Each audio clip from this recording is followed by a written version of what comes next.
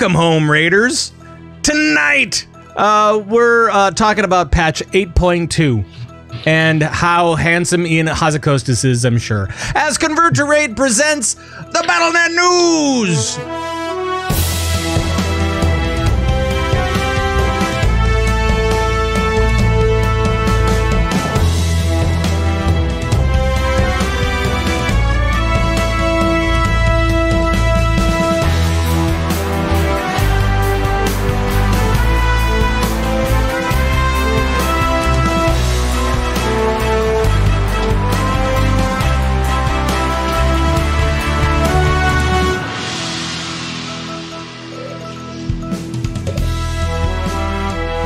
Everybody, from the CTR command post in Sacramento, California, today is April 9th, 2019, and it is now 7:13 in the PM Pacific time, of course.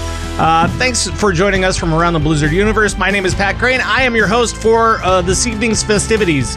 And as always, we have players, they are all over the place. They're littering the ground before me, or something. I don't know. First up, returning champion, it's Gizmo! Hey, it has been a minute. Yeah, it has been. Welcome back. Thank you. Good to be back. Yeah. And also with us, from Lagging Balls, we have Thyst. Hello, Thyst. Hello, Pat. How are you? I am well. How are you? I am good, thank you. Thank you for asking. That is great. We are going to do the entire show like robots. Really? No. I mean, really? No. Okay. You already ruined it. Way to go. Cut. Well, welcome everybody. Welcome Twitch chat. Welcome the guys that take us around in your pockets or in your cars or in your scuba suits, whatever, wherever you are, whatever you're doing. Thanks for taking us with you. And we have a lot actually to talk about tonight. Including patch 8.2 and things we know and things we don't know about that. And what else do we have? We have some classic PvP to talk about. We've also got cross realm stuff that's going to be happening starting today. So that's pretty cool as well. But first, before we get to all that stuff, let's catch up with the guys. Now, Gizmo, it's been a while. As you said, it's been a hot minute. Yeah. What's been happening in your world? I mean, I have been diving deep, and I mean so deep into the world of real life. Now, I was talking before the show. It's kind of been a weird month-ish for me, just because March, as with most companies, a lot of companies, is the busiest month of the year for a lot of people. And so really since like college, I have not had, or it's been since college since I've had like such little gaming time, which has been sad, but also kind of exciting because, you know, when I get home from work and stuff and I have to just go to bed, sure, I get on the phone, check out what's going on with all the new games and everything with packs and stuff happening, and it's kind of exciting to see what all is going to be coming out, and including the stuff with 8.2 here coming up. So, oh yeah. We found out some more stuff this week about that stuff, and it's I'm kind of stoked for it. So, Thyst, how about you? What's been shaking? Shaking? Yeah. I mean, nothing really. Wow. But okay. You know, I've just been playing my hamster. Yeah. From space. Yeah. I'm pretty good at him. Yeah. That's what I did all weekend. Like Gizmo, I've been struggling with finding time to game. I didn't even raid last week at all, which was genuinely awful. Like, just right, that's pretty weird because you've been raiding with those guys forever. Yes, since Mist, the end of Mist. So it was weird. I mean, sometimes it happens, but I can't remember the last time I missed 2 days in a row. So that was weird, and it felt bad, but. I mean, real life, it's just like a thing that people have to deal with, apparently. So it's a whole different type of boss. Yeah. So, and it's really hard, and I don't like it, and it's always on Mythic. Yeah, it really is. Always. I'm so disappointed. Thyst, I even gave you Wednesday nights back. And you disrespect it. I'm sorry. Yeah. Oh, boy. But if it makes you feel any better, it's left a hole in my heart that nothing will fill. Yes. Anyway. But yeah, so this weekend I just spent playing Hamster, watching WoW and Overwatch eSports, and playing lots of WoW. Yeah, the eSports action is pretty good these days. It is potent. Right, because we had not only did we have Overwatch and AWC ANZ, and MDI, right? I'm throwing a bunch of letters at you, but we also had StarCraft as well. Yeah. So I mean, it's like there's all of these different esports happening all at the same time, and I know that we did. I don't know. It's just all over the place. So much stuff to watch. It turns out, yeah, there's a lot of 3-letter combinations out there that you can throw out and create an esport for. Like, I mean, you're gonna go to LCS, and I don't even know what that is, but that's cool. You put 3 letters together, and you just say it's an esport and go. Yep. Cool. I'm surprised none of these abbreviations have spelled out something funny yet. Well, I mean, Overwatch SEX. League is. Owl? That's not funny. Wins the SEX league. It's not hilarious. ASS. Yes. And POO. Yeah. And PAT. The POO league. Yes. Yes, very similar to the PAT league. No. Stop. Whoops. That was a little low. Just trying to make fun of Pat and he didn't get it. I know what you're trying to do. Acknowledge me. Nope. Not going to do it. One of the other things that I want to hit before we actually get into the news part of the show, this weekend on Sunday, on top of all of those esports things that you can watch and have fun with, we are also going to be doing a CTR Guild Town Hall. It's a long title. A lot of people. 2 p.m. on Sunday. So if you're in the guild and want to drop by, just come to twitch.tv/convert2raid. Check it out over there. 2 p.m. Pacific. That's also 2 p.m. server time for our guild. CTR Guild Town Hall, where we just talk about stuff that's going on. That's all it is. And I love watching those. I'm not in the guild at all, but yeah, but it'll be Turarts and Ash and Barf and myself and all the guildies, and there'll be questions, and yeah, we'll just have fun with it. So there we go. All right. Maybe we also have something returning to us. Is it that rash? No, it's not the rash. Oh, okay, it's not the rash. I was like, oh, there's something else before the news that we got to do, isn't it? Isn't there? Maybe, and it's in big red letters, big red block thing on the notes that says it's time for the CTR Top 10.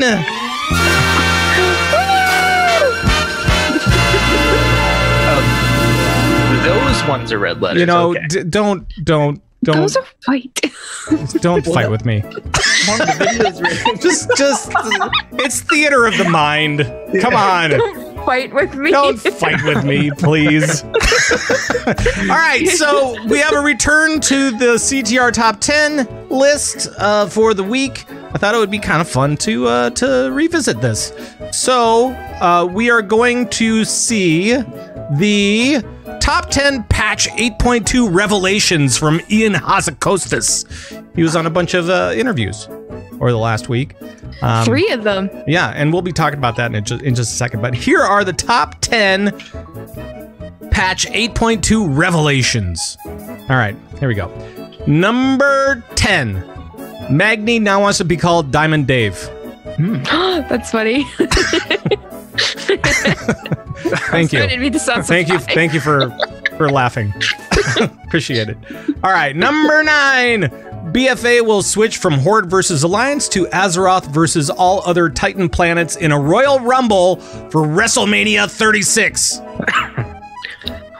Really? Yeah. Did you see I mean, WrestleMania 35 was just this last weekend. They're already getting geared up for 36. So Look at that. Azeroth. Headlining. That's the way it goes. All right, number 8. Gathering together 5 mecha gnomes creates 1 mega mecha gnome. Mecha Shiva. That's right. All right, number 7. Darnassus Fire Brigade reports that containment is finally up to 90%. We're almost there, fellas. The fire's almost out. Oh, God, that's so sad. So sad. So sad. And we have happy music playing in the background. All right. Yep. Number 6. This is patch 8.2 Revelations from Ian Hazakostas. Number 6.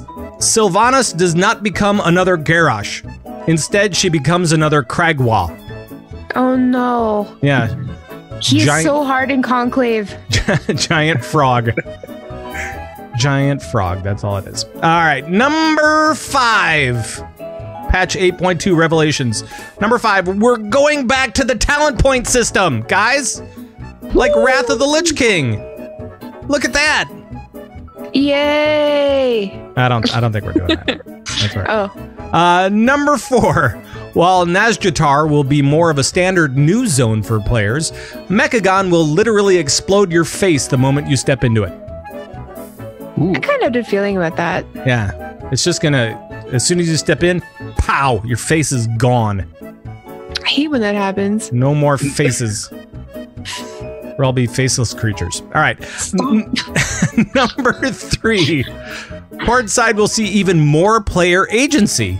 Like how many marshmallows they want in their cocoa for being such a good boy. So you can pick out how many marshmallows you want. That's what Ian said. I'm pretty sure that's what he said. Yeah, he would definitely say that. Yeah. Mm-hmm. I mean, everybody's been so good. How many marshmallows would you want, Pat? Are they big or small? Small. If they're small, then like a lot. I don't want to like fill the top with it. I don't know. How about you, Gizmo? I'm gonna go with 4. 4. Yeah. 4 of the little teeny tiny marshmallows. Medium size. Oh, medium size. All right. All right. Thyst, how about you?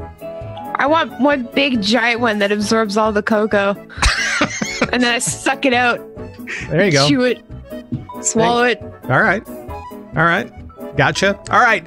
The number 2 revelation from patch 8.2 from Ian is this. You'll end up giving your Heart of Azeroth to your Aunt Trudy because, I mean, she's nice. Yeah. She's a nice person. She, hey, maybe it's her birthday. Nobody really knows when her birthday is. Nah, but I mean, right. Yeah. Right, Yeah. Aunt Trudy's a good person, and you don't need that anymore. Heart of Azeroth? Bird. Sure. Give it to her. It's all good. All right, and the number 1 patch 8.2 revelation from Ian Hazakostas is Naga Butts. There we go.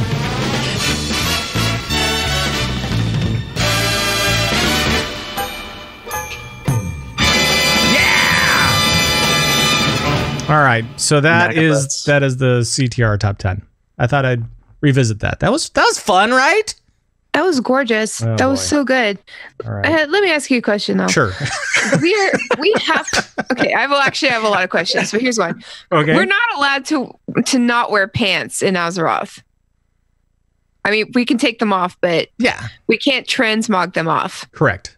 We can't make our pants invisible. But like Right. Nagas, they don't wear pants. Right. So is it like a double standard? They also don't wear shoes. That's true. They don't wear boots. So They could put like one boot on like the end piece. I mean, they could wear some sort of. They could wear like a skirt. Yeah, guess. or like a snood or a kilt. Snood. I mean, Yeah. to be fair, you only ever see no shirt, no shoes, no service. Not what did you call it? A snood. A snood?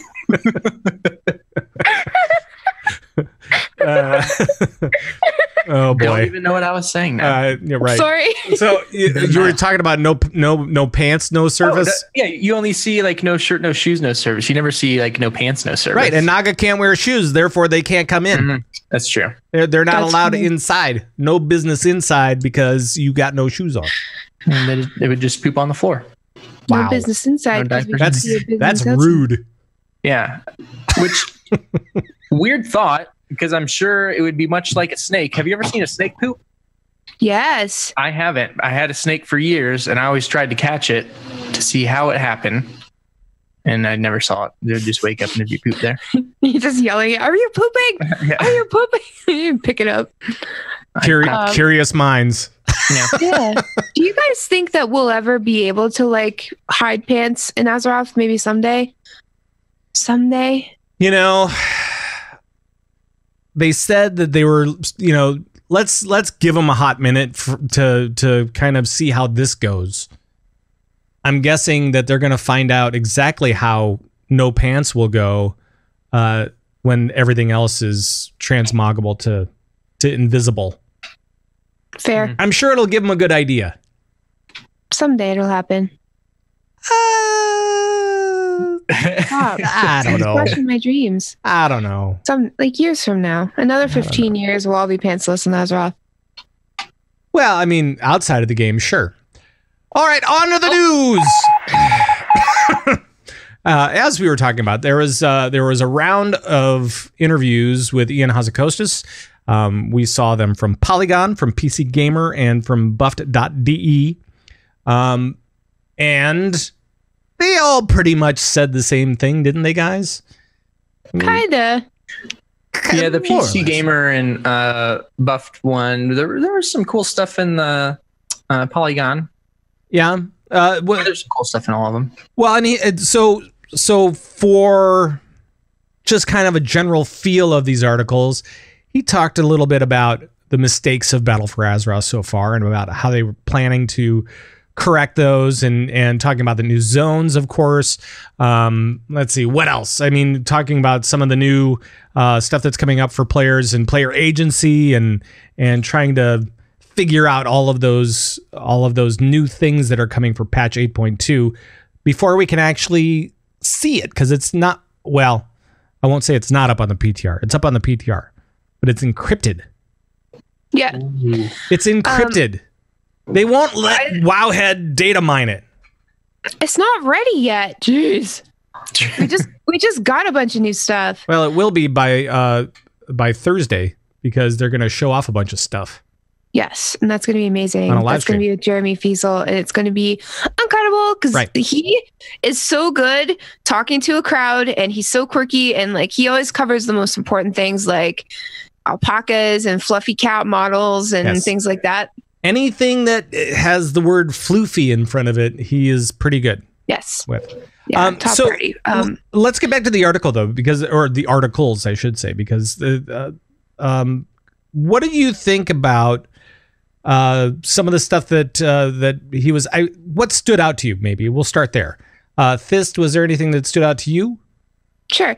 I liked the Polygon article the most because it was a little less stats wise. It was more just like Ian's thoughts on where we are right now. The interviewer asked Ian his intent on putting, the bad guyness on Horde again, and just she brought up like, don't you think this is kind of something that already happened in Horde lore, like with Garrosh? Like, don't you think this has already happened? And Ian said, it's a heavy responsibility and not one that anyone on the team takes lightly. Our aim in storytelling is to always evoke emotion. And if that goes too far, it can feel exploitative and it can feel like players are caught in a situation that they don't want to be in. We want people to stick around, to play with their friends, and to see the end of the story we're telling. For players, sorry, I'm just reading this whole thing because it's really good. For players, they spent months dealing with the burden of Darnassus. For characters like Tauren Druids or Blood of Paladins, this can feel like an overwhelming loss of agency. Many Horde players are also concerned because a similar tale played out 2 expansions ago in Mists of Pandaria with the Garrosh Hellscream. For these players, the second corrupt war chief in under 5 years might suggest that the Horde they have been playing under for a decade or more is broken and not worth defending. Yeah, they're kind of doing it wrong if that's true. But if she turns into another Kragwa, totally cool. Then that's way different, right? Yeah. I mean, then she's a Loa. It's a powerful foe. Right, she's a Loa, and she can hop around like these huge leaps. it'll be amazing. That frog in Heroic Conclave. Oh my god, like that, he is a massive unit. He is a huge chungus. He is hippity hoppity, get off of my property. Like he will just hop around at random and just come down on you like crazy. And he doesn't care. He does not care about you or your problems. He doesn't care that you're trying to beat this boss. Right. I know, like where he lands is RNG times 100, but usually he'll just try to land on everybody when we're like in that phase where you have to stand in one spot all together. Yep. The bird phase, as we call it. But yeah, no, he causes a lot of problems. So I could see Sylvanas like turning into a giant frog. Wouldn't that be great? Because she causes a lot of problems. She does.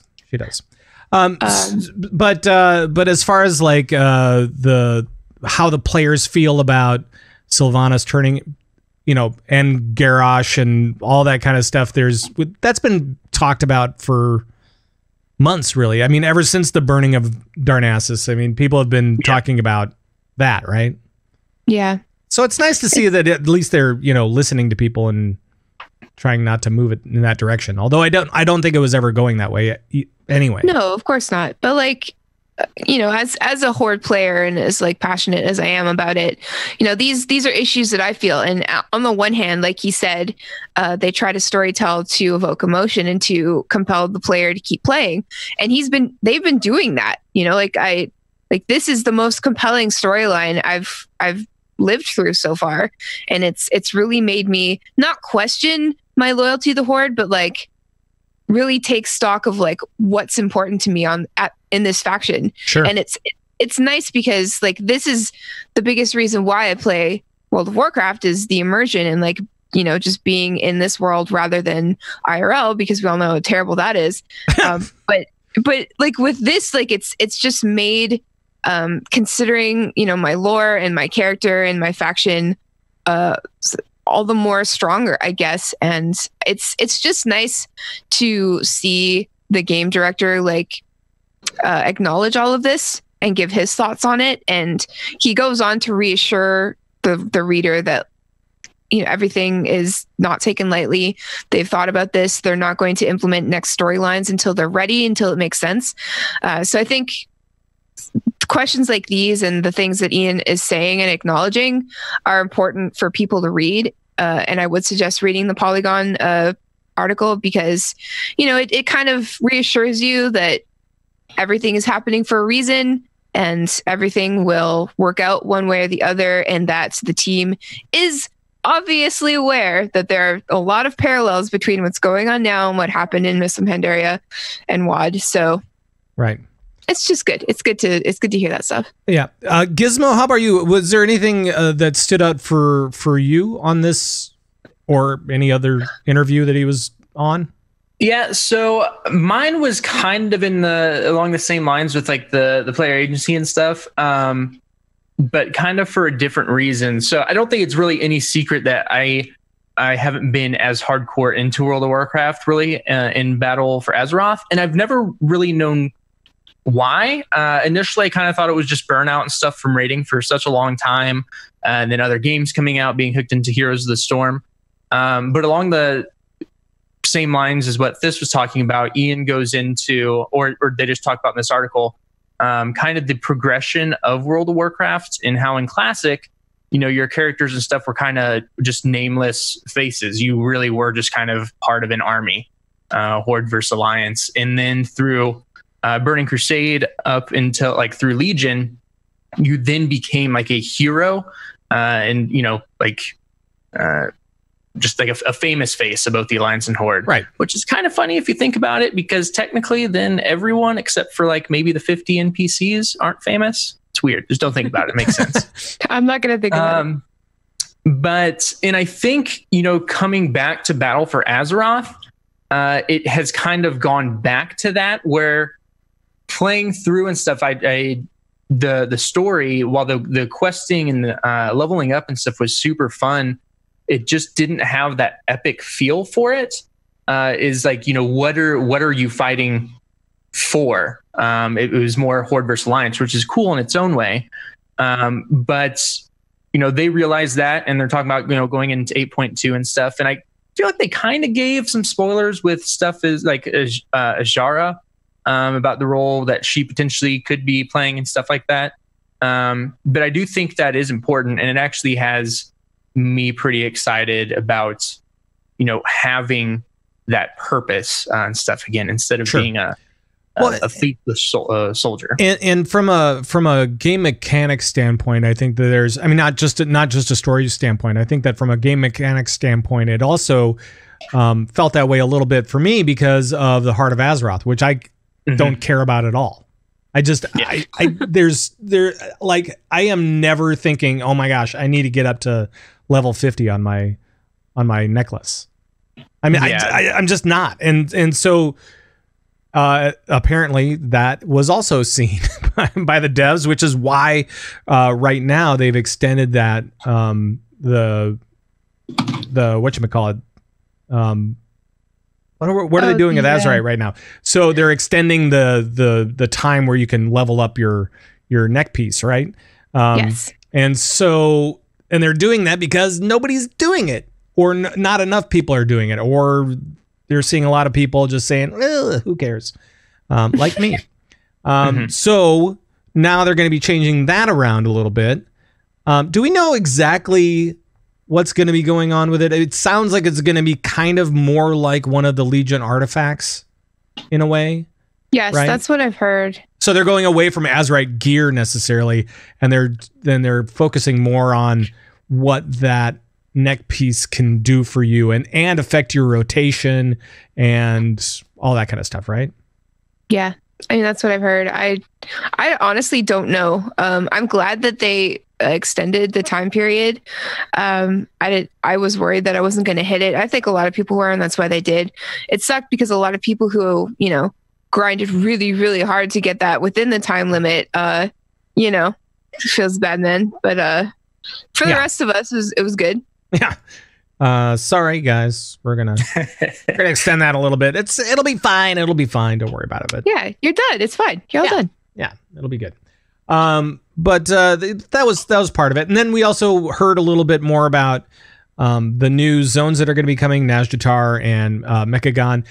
Not a super amount of detail. We've kind of heard the same thing at BlizzCon, right? It was essentially the same. It's just without the graphics. Basically the same, yeah. So I guess we'll see on Thursday exactly what all this stuff is, and hopefully we'll be able to explore more of these new zones, get a sense more of the new characters that we're going to be seeing, maybe even a little bit of the new story that they have for us. I don't know. And then all of the floofy things, of course, because it's muffinous. So yes. But yeah, more lore would be great. Just a little glimpse into what the story has in store for us. Was there anything else in the interviews that really stuck out for you guys in particular? Well, it says here in the which article is this one? I don't know. I don't know what you're looking at. .de. Sorry. I know you can't. So the team wants to see more class representation in Mythic Plus in the MDI, and will consider this when adding affixes in the future. That's going to be cool because if you watch the MDI as much as I do, you can't help noticing in the chat that, people are complaining about a myriad of things as usual, but the thing that they're complaining about the most is that all of the classes picked in the MDI are the same. And it's, so it's Druid, Rogue, let's see, DK, there'll be a Monk every once in a while. And a Warrior, yeah. Warrior, and they'll all be Night Elves. Yeah. They'll only be Night Elves. And like, that's understandable. They want to win. They're not, MDI teams can't be concerned with like entertaining us with different picks, just like in Overwatch League. It's like, yeah, we love seeing a Torbjorn, but he's not part of the meta, and that's pretty much asking your team to tank, or not tank. Well, I guess you can't use that terminology. Pretty much asking your team not to win if you're trying to entertain people by bringing out a Torb. So if you're saying, hey, you have to play a gnome because when it's the reaping ethics, right, where all the mobs come back. And then they just isn't that then fun? they just shadow meld it and get all those guys off of them. So it's like I mean, depending on how high the key is, but yes. Oh man. Yeah. That's just when that's the affix, it's like, all right, so we already know that we're not going to beat the time limit. So let's just take this slow and steady. Right. And lust as often as possible every time we kill everything. And every 20% increment, just expect to die a lot. Right. It's like when Aragorn jumps out of that ghost ship. Oh, and he's yeah. got them ghosts with him. Yep. And the ghosts just like take out. Go and attack everything in the green cloud. Yeah. Exactly. It's exactly like that. Yep. That's pretty fun. That's good. That's nice. Yeah. So that was the articles. Make sure to check them out and see them for yourselves, and make sure to watch the stream on Thursday because that should be pretty entertaining and hopefully informative as well. Other things that are going on this week, especially for WoW. Right now, we also have the top 100 teams for both Horde and Alliance for rating have been set, and we have 100 teams that have beaten Jaina. So that means that Realm Mythic is now available starting today. Yeah! So there. And because of that, they nerfed Jaina into the ground. Not really, but Rip. Yeah, and it was Mythic Jaina got a decent nerf. No, so Good. then you can do the cross realm rating and be okay, and everything will be fine. Also, next week, make sure to use this week for next week because next week we get Cruicible of Storms. The mini raid is coming next week. So another couple of bosses. Yeah, I'm excited. The mini raids. Me too. What was the one with Odin? Was it that one? That was like a 4-boss. Oh, one. that was 3 bosses in Legion, right? And so Yeah, it was in Legion. yeah, and so I can't That was remember so what it good. was called, I can't either. but I Helya really was enjoyed that one. Helya was the end boss. Hell yeah. Yeah. Hell yeah! Hell yeah. That was such a weird fight. Like it was good, but it was so weird. Yeah. Just like the seaweed and all the water, All the water. the crashing waves. That's right. But this time we've only got 2 bosses. The Restless Cabal. It's 2 dudes. I can't say the first name. Zach. He's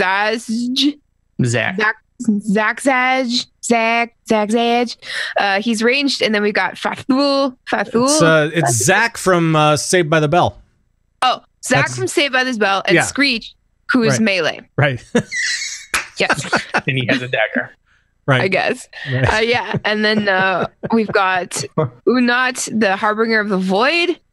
And he's got 3 stages. He's like your classic 3-stage. I mean, I'm sure there's a lot of nuances to him, but and he's Sure. got tentacles, and that's all I know. Well, that's all you need to know. And the nice part is that there are plenty of guides up right now. There's Fat Boss videos and all that kind of stuff ready to go. So you and your team can go check them out. And, it's only 2 bosses, so it's not going to be it's not going to be a huge deal. But they do drop some pretty interesting gear, some very unique weapons and such that will allow you to do different things. So... Yes. You don't say. No, I mean it's just like it's kind of like, oh shush. It's kind of like, and I don't remember any of the things now that I'm actually doing a show. I don't remember any of the actual spells or buffs or whatever that they're gonna do for you. But I remember reading them and going, that's kind of interesting. That might change your way of doing things. So. And I love these bite-sized raids because raids are always a huge commitment, no matter what level they are. Because you're at least committing to an hour and a half, maybe. And with these, it's still going to be difficult and still going to be a time sink, but it seems less daunting. And I think these bite-sized raids give a lot of people who don't usually get to go to big long raid nights a chance to go because it's, you know, it's less commitment. More people are willing to probably take a lower person through, you know, for funsies, Sure. or like make raid nights with friends or with guildies or whatever.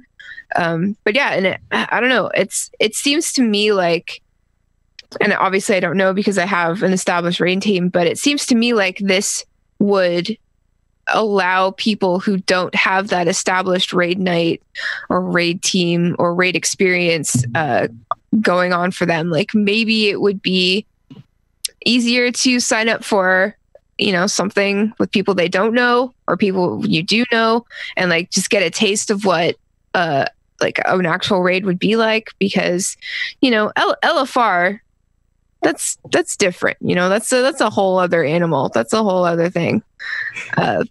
But I don't know, just smaller is better because it's less daunting and more people want to do it. You know, I don't know about that because I mean, not every experience has been like that for me. Because Really? do you remember which one was it? It was there was a raid, the one boss raid in Lich King, right? Was it Ruby Sanctum? Yes. Obsidian Sanctum was the one yeah. where you could choose how many drakes or whatever you fought, right?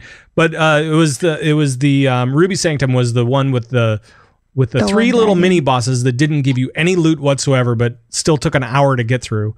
And then you had the one boss in the middle that had cutters, and if you ran into that, you were just sliced in half and left to rot. And after wiping on that boss for a couple of weeks, people went, you know, it's only one boss. Why do we care? Well, times have changed. You know, it's been a while since Lich King. Yeah, no, it has. So if this is another Ruby Sanctum, though, I'm going to be very put out. No, I really enjoy these kind of bite-sized raids as well. And I also think it's kind of a good time for raid teams that maybe want to try experiencing like the next level of raiding or test their hand at it. It's a good time for that, as far as like if they're wanting to, you know, start out the gate for the next big raid at the next level, because it's a few bosses that you can go through your normal progression, and then spend some time going up the next, you know, difficulty rungs and try your hand at it. But and they're just less stressful, I feel like, because no one takes them as seriously as the, you know, the big daddy raids. Right. Exactly. Daddy raids. It's little daddy, not big daddy. Yeah. Like Pat. It's small D.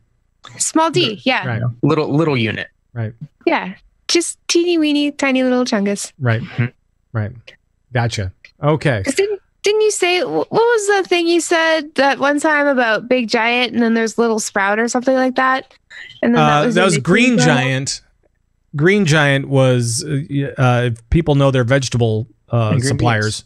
Green Giant was, and then there was Little Sprout, which was like the spokesperson for Green Giant, which was weird. Is that's a real thing? Yeah. That was a real thing when I was growing up. Little Sprout. Yeah.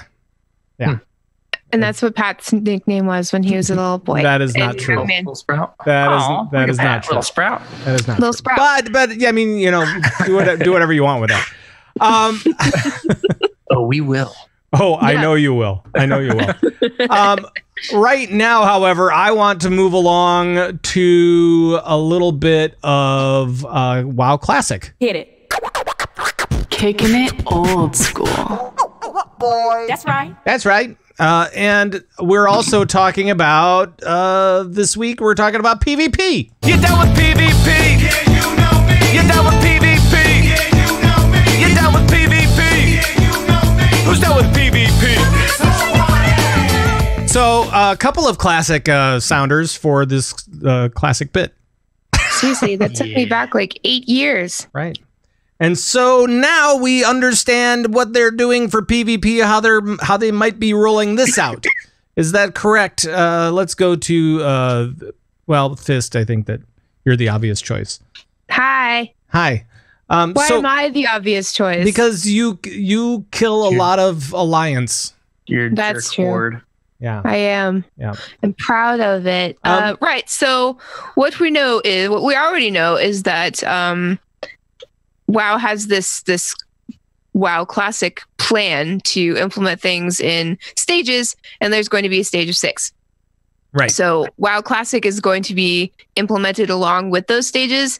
And so phase 1, WoW Classic is launched whenever that is. You can PvP one another in the world, but there's no tracking and no formal reward to do so. So it's going to be mayhem. It's going to be total chaos. It's going to be amazing. Prepare yourselves, everybody. Watch out. Thorn Veil. Ooh, exactly. Exactly. Oh, baby. I'm going to get revenge. Now that I know how to PvP, I'm going to get revenge on everybody for all the times that I got my ass handed to me 15 years ago. We'll see you in Stranglethorn. Yeah. So, yeah.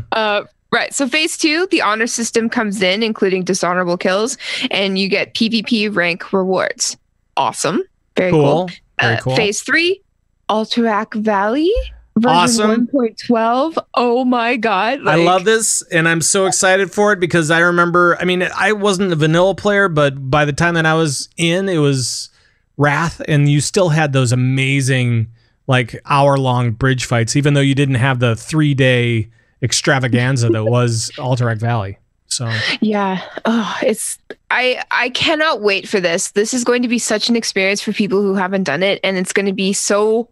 It's like, you know, when people reminisce about classic WoW, and this inevitably always comes up. Like, remember that weekend we spent in Alterac Valley? Right. Yeah. So I anyway. Now, Gizmo, have you done the old AV stuff, or when did you come into the game? No, I started playing in Classic, but at that time, I mean, I don't know how old I was. I was pretty young, so I don't even actually think I hit 60 in Classic. I was an altaholic at that point, and I would level probably. I think my highest I got was like maybe 46 or something like that, but I probably had 10 characters. But I like doing the world PvP stuff, and like a lot of the Zords did all this Alterac Valley stuff, and I played Classic at BlizzCon, and I was like, like it's Classic, you know. But once I was reading through this PvP stuff in the Alterac Valley, I'm actually really excited to be able to experience. And this is what I was saying. We had Star Mike on a couple of weeks ago, and I was saying the exact same thing. I was like, you know, WoW Classic to me doesn't mean jack. It means that it's going to be the entire journey is going to be very arduous, right? I mean, it's going to be very difficult. You're going to have to walk 1,000,000 miles. Yeah, you're not going to know where to go for quests. Like, you're going to have to figure that stuff out. You won't have the map helper helping you out at all. You're going to have to figure everything out, explore everything. So it's going to be very, very tough. But the way that the plan going forward with these 6 phases, and both for PvE and PvP, I am super stoked to know that that's what the plan is. Mm-hmm. That it seems like, you know, you're doing it in stages, and it seems like you're doing the right thing. Yeah. And that was stage 3. Warsong Gulch comes out. Stage 4, Wrathy Basin, and then stage 6. Wait, was there a stage 5? Nope. No. Oh, right. So we're just okay. We're good. And then I'm like, am I stupid? And then stage 6, world PvP objectives in Silithus and Eastern Plaguelands open up. In stage 5, they were talking about adding like the Warsong Gulch vendor and stuff like that, and kind of like elaborating on what they already had, because they didn't have the vendor right away either. So and that's 3 PvP maps as well, like 3 battlegrounds. So that's a lot. So, you know, it's fine. Miss a stage. All right, it's fine. Whatever. That's not bad. And we'll see if people resort to old tactics for all this stuff, because it'll be the old maps as well. Like you'll have the res grounds right online with the entry into back into your hut. So yeah, it'll be interesting. Bloodbath. Yeah, it will be, because I remember for Warsong Gulch, when you were just slaughtering the other team, you would just go over to where they would res, and you just like throw down a hail of arrows and laugh. Yep. So pretty hard. much. So hard. I remember going to Thunder Bluff. I think it was Spirit Rise or it was Hunter Rise, and getting in queue for Warsong, and then remaining in queue for like half a day, and then you get in, and I didn't know what I was doing, but all I knew was that I needed to do it for some reason, and I was like, okay, I'll go play Capture the Flag in WoW, and then I'd run around shooting people. Good times. You wouldn't actually get anything done, but you'd go and shoot a lot of people. I was terrible at WoW back in the day. I was also like a child, so but still. Yeah. I was having fun. It's all that matters. Right, exactly. So now you can be a kid again. Yeah, I feel like because I never got max level and stuff, like my Warsong Gulch matches back in Classic wasn't really Capture the Flag. It was kind of just everyone going out to the middle and chasing people around. And you'd have one person on a team finally decide like, hey, I'm just going to go grab the flag, and the game would be over and people would be like, what happened? I was fighting in the middle. And it's just this dude went off on his own, just getting the flag. Weird. Probably a druid or something. Yeah. Yeah. It's always a druid. Yeah. Usually is. So that's kind of the plan for PvP as it stands right now for Classic WoW. And I'm hoping that we find out more and more like in these little bite-sized pieces as we approach it. It's still supposed to be released in summer. That's what Ian said in one of his interviews, maybe more than one. But it's still supposed to be released in summer, so that means that you have until September 20 whatever it is to get that out there, so that'll be good. Quick question for you guys, and they may have talked about this at some point, and I may have just missed it. Have they ever said anything about having or not having character boosts in Classic? Oh, I don't think they would. Come on, that's not why you play Classic. No. What about, do you think they ever would at any point, even like later on, maybe it's like, oh, once you get a character up there, maybe then like at some point you can boost another class or something? Maybe. It's like, what if WoW Classic came out and it was mega popular, like just destroyed in numbers? What if it started doing better than like actual WoW itself? What if that? I think then they wouldn't need to do it though. I guess, but because the leveling, I don't think a lot of people realize. I know I've talked about this before, like what the leveling is like, because a lot of people haven't played it, and they're going to get in there, and it's like they may or may not get a character 260, and then it's like, well, I want to try somebody else out, but I do not want to go through that again. That's true. That's a good point.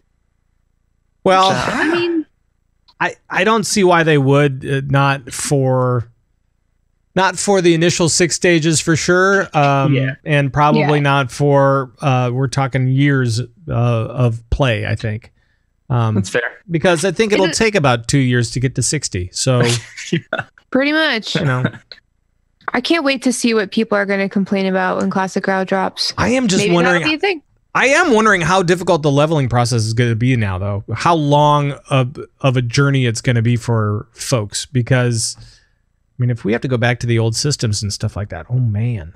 Well, like you said, 2 years to hit 60, and then another 4 years to get your mount. So. That's right. Well, because you have to get the 1 gold in order to buy it or whatever. Yeah.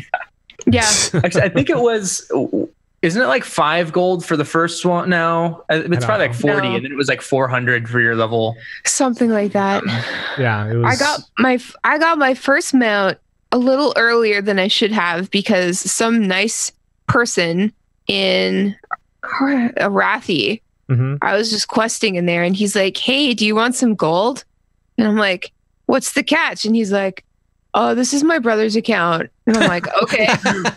He gave me like 100, 200 gold, something like that, which may seem paltry today, but back then it was like, oh baby, I could buy a Arathi. Let's go. Yeah.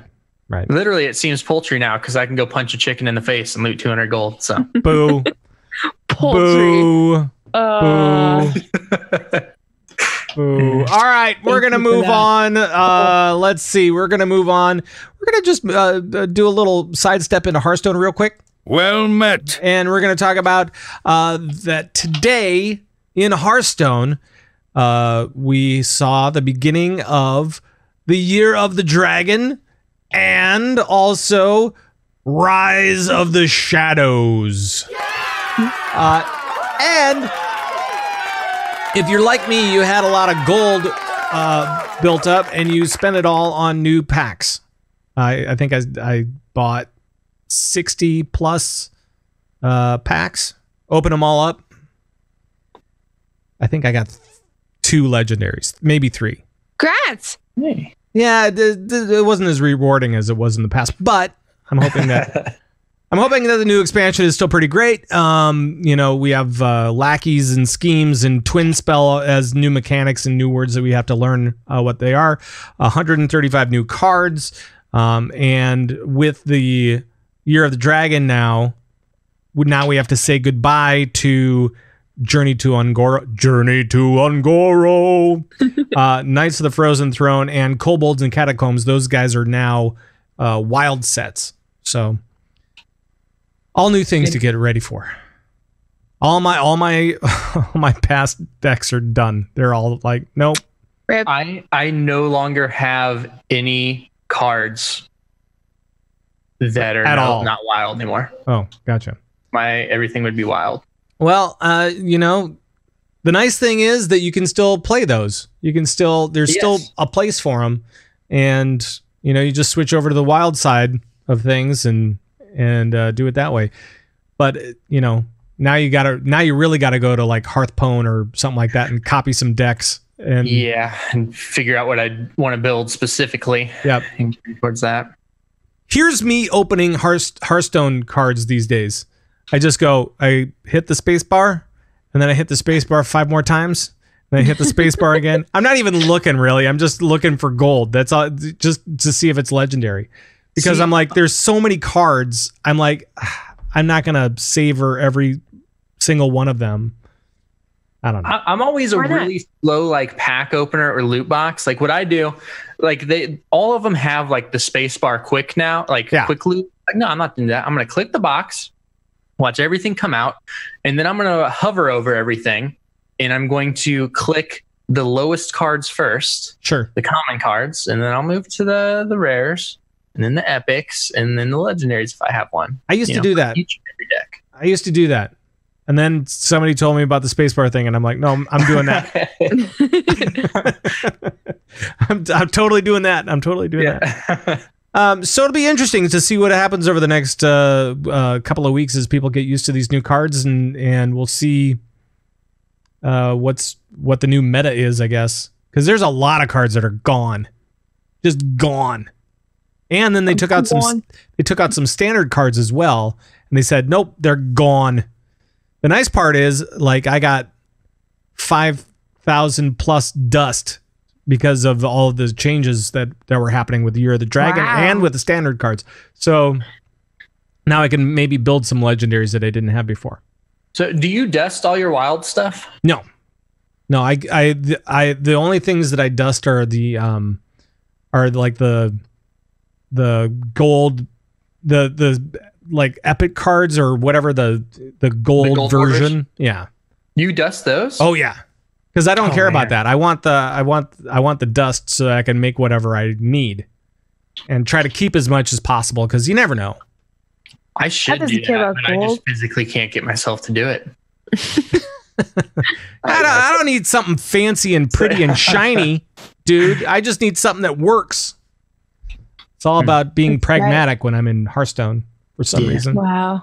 But when I'm in WoW, also nothing shiny in there because I transmog everything to look like a hobo. So it's fine. Just like in real life. Yep, exactly. So we have Rise of the Shadows in Hearthstone, and we have something coming for Overwatch. Oh, rubbish. No, it actually looks kind of cool. Thyst, what is happening for Overwatch? We saw a couple of teasers today or this week. We certainly did. What did we see? Around this time of the year, we get sort of an uprising situation. They call it something different every year. Like, is it a wedgie? I mean, is it like an uprising in your underpants? Sorry. Could you explain to me what a wedgie is? That's what a wedgie is when you When you get an uprising in your underpants? Yeah, that's a wedgie. wedgie. Uprising in your underpants. Well, there's a different thing. Never mind. Like, I mean, I went clean, you went dirty. Damn it! It happened again. Okay, so anyway, this year it's called Storm Rising. Okay. No, not in your. Never mind. It starts on April 16th. So we got a kind of a teaser video. We see Maximilian in what looks to be Havana, and it is a Havana map. We see Maximilian, who was introduced to us a few years ago in the webcomic Masquerade when Doomfist and Widowmaker went to go see him in the casino he owns. He's this wealthy Omnic. dapper. He's very dapper. He's got like robot hair. He wears a suit. He's a member of Talon. He runs this casino in Monaco. He's like one of the bigs of Talon, isn't he? It's like one of the Yes. He is he's part of the inner circle. So he's a very evil Omnic, and he's freaking cool. So anyway, we know that we're getting another PvE seasonal event. Last year it was Blackwatch, so we had that really cool animated short where we, found out some stuff about McCree and Reaper and Moira and Genji, and it was so cool and so much fun. Like, those PvE events in Overwatch are just so different, and this is like any event that has PvE in it for Overwatch is just, it's such a cool, different, and like, since they haven't implemented it in the game proper, it's a treat, like it's cool to experience the game that way. Anyway, so I think this year they said it was Tracer, Mercy, Soldier, and Genji, and Winston. Yes. Right. Okay. So anyway, today we got a story from the Havana Sun, and it's about this rum company called Don Rumbotico, and how this like shady company tried to buy this family business, this family rum business in Havana, but they said no. And so after that, like, all these mysterious like fires started happening, and like things were getting stolen, so they had to sell it to this mysterious company. And then this mysterious company also they purchased some what was it? The Havana Seaport. It was a historical landmark protected by the Cuban government, but this mysterious company, gee, I wonder who, bought it, and now it's private property. And the article, the article also mentions a storm coming, like a hurricane coming to Havana. Yeah. So what we can gather here is that we're going to be chasing Talon. I think this happens before in the storyline. This is happening before I think the first event. No, that's not right. No, it's happening after. So it's after the because the Tracer's a little bit more of a seasoned agent at this point. And okay. So it's a little bit past all of that stuff. Okay, so it's past Uprising. Yeah. So I'm excited because I really hope that they make Maximilian a character at the end of this or someday or whatever, because he's just so cool looking. He's really just so cool. And last year we saw Rialto in the PvE event, and then it became a map. And I love Rialto. It's one of my favorite maps. So yep. Well, this looks really cool. You can kind of see Havana in the teaser video on Twitter. But they changed the website today as well. And we know that there's going to be 9 new skins available. And I'm so ready. Oh, sweet. I love Uprising skins. So good. It's awesome. And I'm just really hoping that Wrecking Ball gets a really cool skin. Like, I was hoping for like a really I know what they should do with Wrecking Ball. I know exactly what they should do. What? Since we have this Havana map, they should make him into like a Cuban car, type of thing, or it's just like this really kind of like crappy, like all these different parts and pieces types of things. All right. That'd be pretty cool. Made, it's like a American body with all Russian guts. I don't know. Sure. Something like that. Hamster guts. Yeah. I want to see a really classy looking ball, and then I want hamster inside to be wearing a little tuxedo. I want a disco ball. Hey. I do too. That would be and great. it would reflect light and stuff. Yeah, that'd be great. Oh, that'd be nice. And then blind his enemies. Yes. Yeah, that would be great. I would love that. Have they announced whenever this event is? Well, I guess actually on the video. So It's a on week from now. Yeah, it's April 16th is it's going to be coming out. So next week, we are going to see this, and we're going to see more of what this has to bring, but it will definitely bring a new map, a new area to explore in a PvE setting. And what the story is, I'm not exactly sure. We're going after Doomfist, is that right? Yep. Something like that. So we'll see. I wonder if we'll get something Thursday. So on the Cuba braces for the Hurricane Fernand storyline at the end, it says Hurricane Fernand swept in from the Atlantic on Tuesday.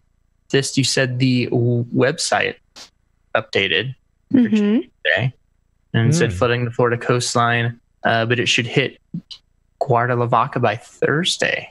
Ooh. Thursday. So maybe Thursday.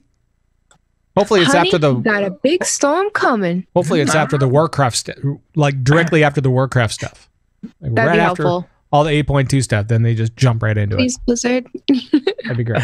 That'd be great. All right, we are going to do a quick look at esports right now. Yes, and we have so much to talk about. Let's first talk a little bit of Overwatch League. Gizmo, are you watching Overwatch League? I, from time to time, will watch my Florida Mayhem in hopes that, there's improvement upon last year. Yeah. And, we won our one game in phase 1. So there's still hope, but it's not looking good. Well, you picked the wrong team there, buddy. That's all I gotta say. I mean, I'm no bandwagon fan. It looks like at this point, I got stuck on the wagon and I'm being drugged. Right. It's okay. It's just fine. It is sad that Mayhem is. It seems like the only team that hasn't progressed at all. Yeah.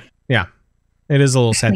However, so Stage 2 opened up this last week, and we have seen kind of the death of goats, where it's 3 tanks, 3 support.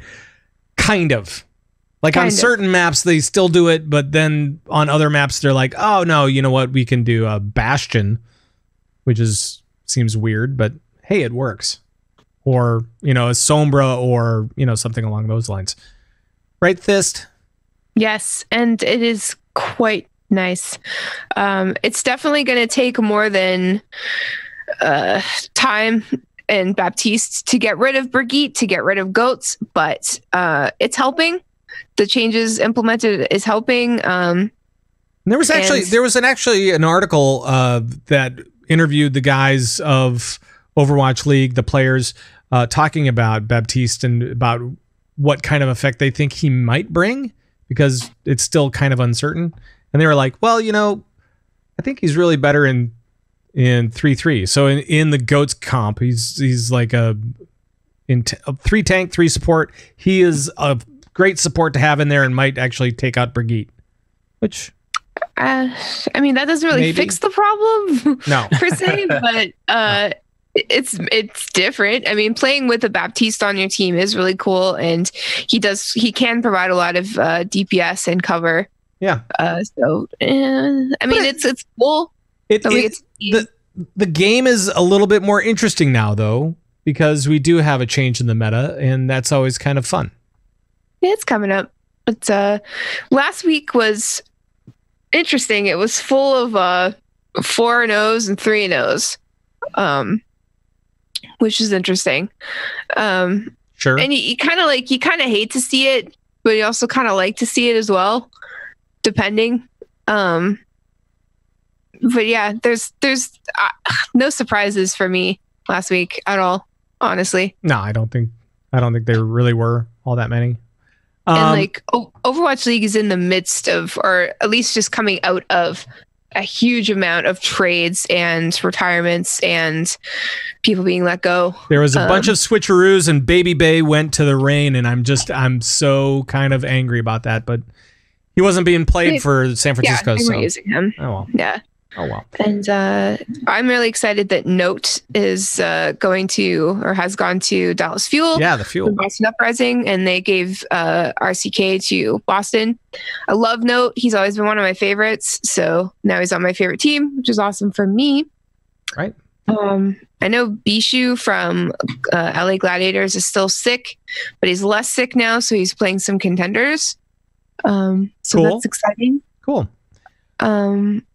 But I mean, we're at the beginning of stage 2, so still lots of games to be had, and we have another week kicking off, just a couple of days, and more action for you. I still think it's a ton of fun to hang out and just watch those games, and make sure to watch it because you get free stuff along the way if you play a lot of Overwatch, free skins and stuff, essentially just for watching. Yeah. Hashtag fingerbang. Texas hard. Okay. Texas hard. It was a thing. Uprising in the pants. I'm not saying it's not. I'm just saying, hey, gotta move on. Because we're going to talk a little bit of MDI now, because this last weekend we saw the MDI Eastern Cup #1, and this weekend we are back at it with MDI Western Cup #2. So this weekend will be NA, EU, and Latin America facing off in yet another week of fun and frivolity. Sure. In Mythic Keys. So, Thyst, how is the broadcasting team going? How's that whole thing going? Because I know that you were watching that this weekend. I was not. Gizmo, are you watching MDI at all? I'm not, unfortunately, and that's one of the things I want to see, because I want to see the PvE. I think it has cool aspects. And I know you're going to the LCS stuff and yeah, but, I'm a trader. But you could bring along your phone and you can check it out or something. I could. The LCS stuff is, it's pretty short. It's just a 1 best-of-5 series, so okay, I might be able to catch some before or after. I don't know. Yeah, but it's on Saturday and Sunday, right? So. Mm-hmm. Is it on Friday too? No. Yeah, it's on Friday or Saturday or Sunday. Okay. But yeah, no, it's not a new cast, but things are, mixed about a little bit. We've got 2 new casters this year. Automatic Jack is now the host, which is awesome. And they, they're just so smart, and it's so nice to have them just there to, because you know what you're looking at, but it can get a little confusing at times, and I don't know. But the thing is, with AWC, the casters don't have any time to tell you anything besides exactly what's happening. But with the MDI, it's cool because the content is a little bit slower, so they can predict things, which they usually get right, which is amazing. They can explain why something happened, which is really helpful. If a team does something really cool, creative, or unheard of, the casters can teach you what they did, and then you yourself can implement that next time you do a high key or whatever. But the best part is it gives them time to riff off each other, make puns and jokes, which is also awesome. And I think that's kind of, I don't want to say it's unique to esports, but it's definitely not something you sort of associate an esport with. Like in my mind, the MDI is sort of, it's quirky. It's full of puns. Like they had the pun tip jar last year or the year before. And you can tell that the cast of casters and the host, they love being together, and they have a lot of chemistry. So it was really great. The only problem was it seemed like last week in particular, Nagura, who's the only female caster on the team was getting a lot of just horrible things in the chat, and I was looking at some of it, and I was reporting as I could, but it just got to be too much, and it actually kind of left a bad taste in a lot of people's mouths at the end of the MDI last weekend. That's not cool. You know, like she plays more WoW than probably I ever have. She's one of the best casters I've ever seen, and English isn't even her first language, No. Right. So it just, I don't know. I just wanted to bring that up. I don't like talking about negative stuff like that, but I just wanted to bring it up because I don't know what happened, but it got a lot worse last weekend in particular. We kind of go through this every once in a while in the gaming industry, specifically, where you see something happening with women in gaming industries. I mean, how they put up with any of this stuff, I have no idea. But it is dangerous, and it is awful, and it is gross.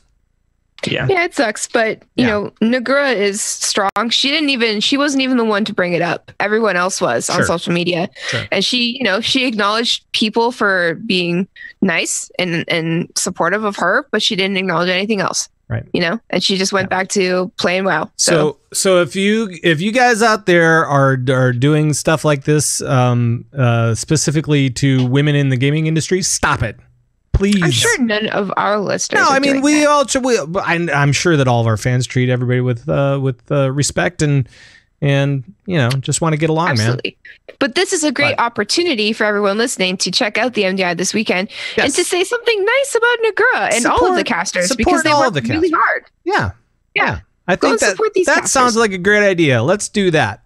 Let's send a raid of our team of our listeners over there and just say very supportive things.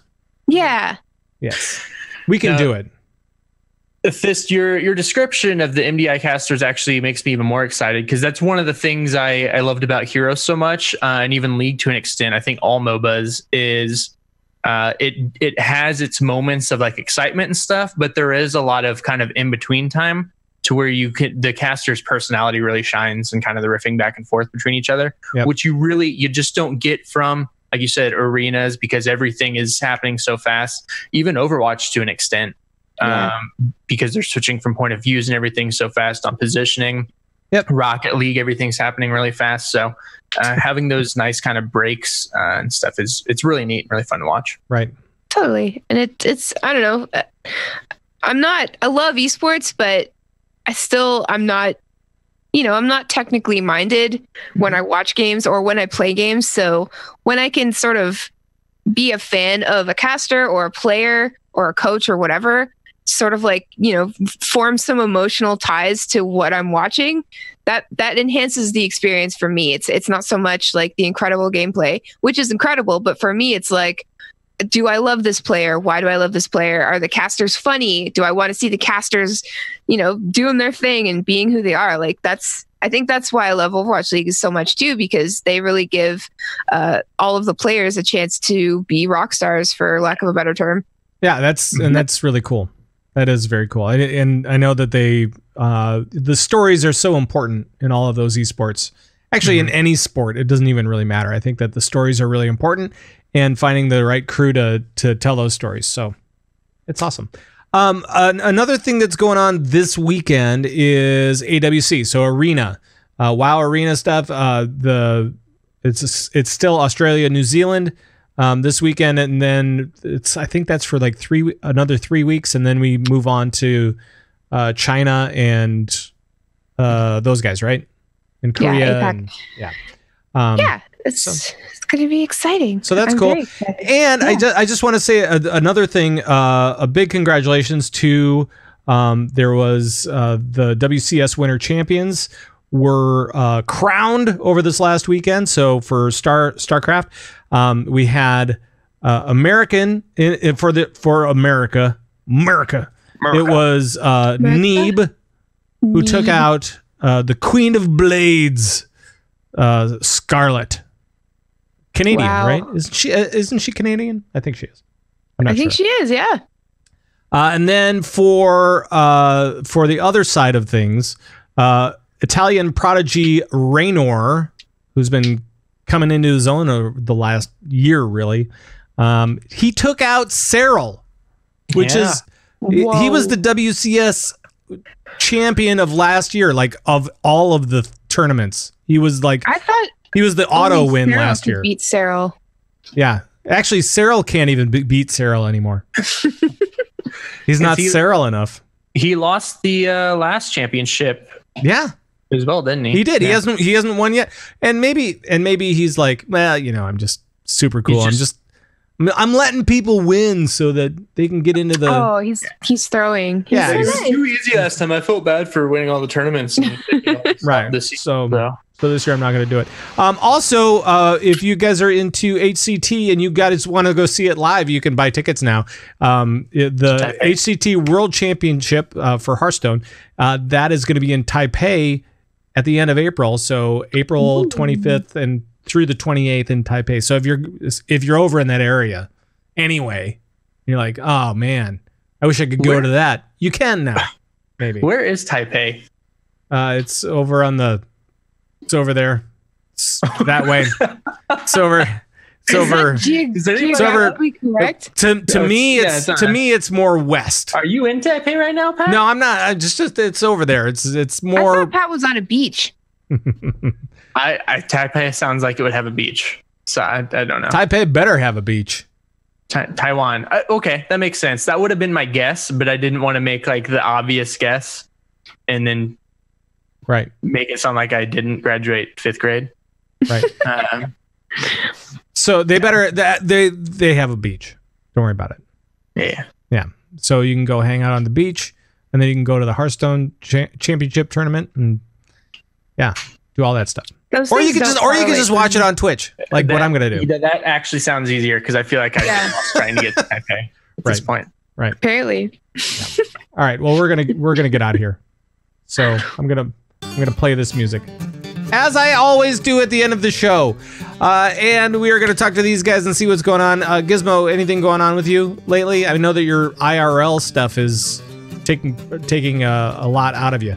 It is, and I'm still, I am brainstorming and kind of starting to come together on potentially what I may be doing next. But it's probably going to be a couple months still. Get through tax season and stuff like that. Just kind of, making things easier right now, enjoying games as they come out. Right on, having fun. Sounds good. Thyst, how about you? Hi. We got lots coming up. We're coming up on 4 years over at LB. Congratulations on that. Thank you. That'll be next month. We're going to do a 24-hour stream again with some charity. This week is episode 69 of our Friday night stream. So there's going to be a little something special for that. Okay. And if you'd like to know more, you can just check out laggingballs.com, and you can find me on Twitter at Thyst03. Right on. And you can find me at Pat Krane on Twitter, and that's Krane with a K, by the way, or basically anywhere else. And you can follow the show at Convert Trade. And I'm going to drop that out and play that. There we go. And don't forget about the CTR Guild Hall meeting this weekend on Sunday at 2 p.m. Pacific. That is 2 p.m. server time for the guys that are in the guild, where we'll just talk about guild stuff. So there. And for all of the other things CTR related, you can go over to converttrade.com. That's where we have everything. That's where we have the videos, we have the audios, we have the guild stuffs, we have the Convert Trade podcast network, and with a bunch of podcasts over there, especially from Thyst. Especially from Thyst, and all the folks that. Oh, we have a puppy on the video. Now everybody has to check out that video to see the puppy. Oh, what a sad little sweet face. So, like I said, all that stuff is over at converttrade.com. That is going to be it for the show. Thyst, thank you. Gizmo, thank you. Thank your puppy as well for making an appearance. Twitch chat, thank you guys for keeping it weird. And for all you guys that bring us with you, thank you so much for doing that. We really do appreciate it. Yeah. And that's going to be it for the show. Another week in the can, so to speak. So, for all the guys here at Convert to Raid, until next time, we'll see you later. Bye-bye, everybody. Bye-bye.